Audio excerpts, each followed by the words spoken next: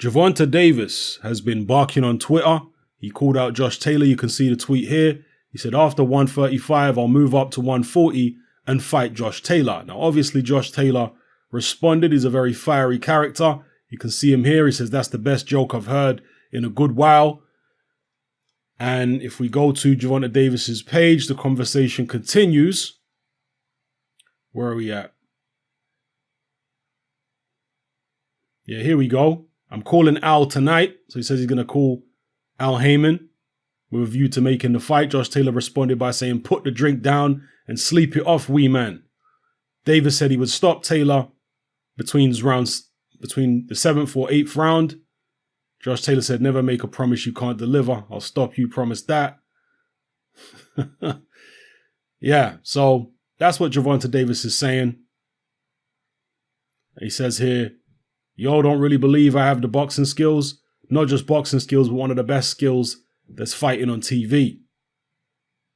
Yeah, he keeps on talking about it. I meant after this fight. Anyway, what's going on here? A lot of people saying that Gervonta Davis is just clout chasing and he has no intentions of fighting Josh Taylor. He doesn't really believe he could beat or knock out Josh Taylor. That's what some people are saying, and maybe they're right. But I suspect they're wrong. I suspect that Gervonta Davis actually, deep down in his soul, truly believes that he could beat Josh Taylor and that he is actually serious about wanting to challenge Taylor for his 140-pound titles. The reason I say this is because Gervonta Davis is part of the Al Heyman PBC cult. And these people have a very warped perception of reality. The vast majority of the PBC, not only fans, but even fighters, seem to believe that Josh Taylor got a gift decision over Regis Prograis and that he's just another UK hype job, a Euro bum. This is the perception of many, if not most, PBC fans and also the PBC fighters. And if you've got that kind of perception, then you may think, you know what, let me jump up to 140 pounds and take this Euro bum UK hype job out. The guy who got this gift decision over Prograis. That might seem like a reasonable thing in your mind, a realistic goal. So I personally suspect, I don't know for sure, we're all just trying to interpret Gervonta Davis's behavior here and his words. But I suspect that he is actually serious because he's part of this PBC cult. That's not to say that he would not be competitive against Josh Taylor or has no chance at all. I'm not saying that, okay? I know a lot of people, especially Taylor fans, would tell you that there's absolutely no way Gervonta Davis could beat or even be competitive with Josh Taylor. I wouldn't be so quick to write Gervonta Davis off. Even though he's a small guy, he's a talented guy. You know, for example, I made several videos about Regis Prograis versus Josh Taylor when the fight was originally announced, right? After they won their semifinals. And I said, Prograis is a good fighter, but I don't see anything exceptional about him. There's nothing that jumps out to me about Prograis and makes me think, oh my God, this guy's special. Because a lot of people were calling him special. I didn't see it. I thought he's a good fighter, but yeah, I don't see anything exceptional there. With Gervonta Davis, I feel, even though he's a smaller guy, I feel he's more talented than Regis Prograis from what I've seen of him. There's more that I see of Gervonta Davis that jumps out at me as obvious talent. Prograis, I didn't really see that. Yeah. Again, don't misconstrue my words. Don't misquote me. Regis Prograis is talented. He's a very good fighter. But he's just not as much of a standout, obvious talent to me as when I watch Gervonta Davis. It's extremely apparent that for his weight class, he hits very hard. He's got fast hands. He moves his upper body well, all that kind of stuff.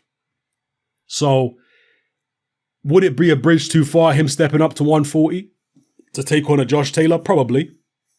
But I wouldn't write him off completely.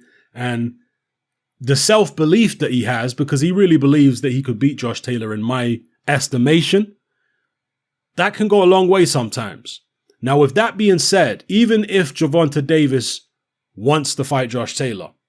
Will his team allow him to do it? And on the evidence of the way Gervonta Davis's career has been managed so far, the answer would almost certainly be no, because Gervonta Davis has been protected. He's been wrapped in cotton wool.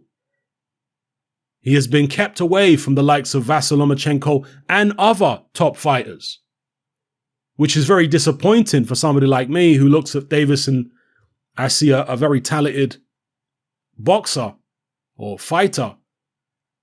To keep him away from many of the other top fighters out there is doing the fans a disservice. But this is what we're increasingly seeing from fighters who are managed by Al Haymon, is they are kept away from many of the fights that we want to see him in.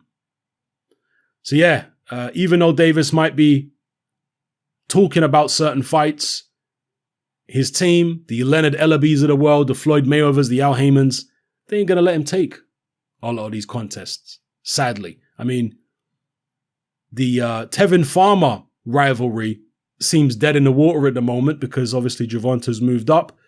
Tevin Farmer says he'll happily move up to face Gervonta Davis. They received an offer from Gervonta Davis's team, but it was a derisory offer. You know, it wasn't anywhere near what Matchroom were offering Davis.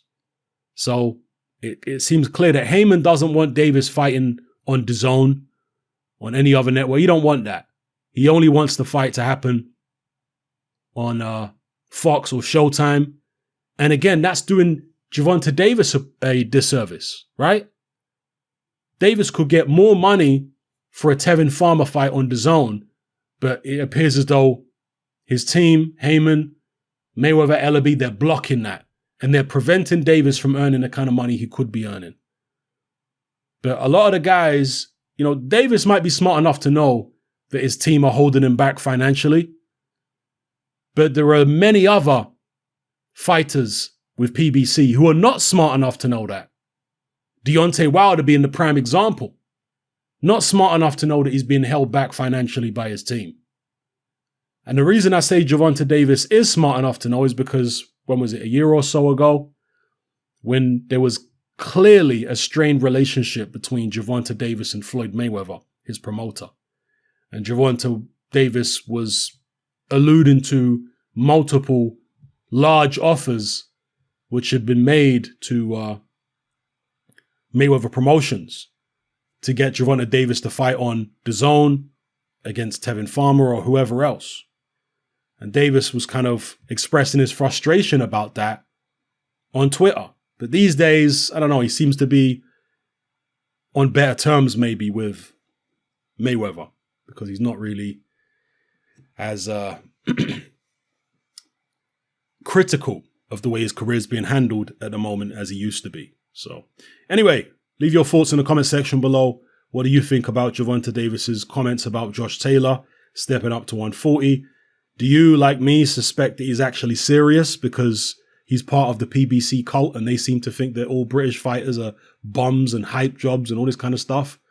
Or do you think that he knows how good Josh Taylor actually is and he's just clout chasing?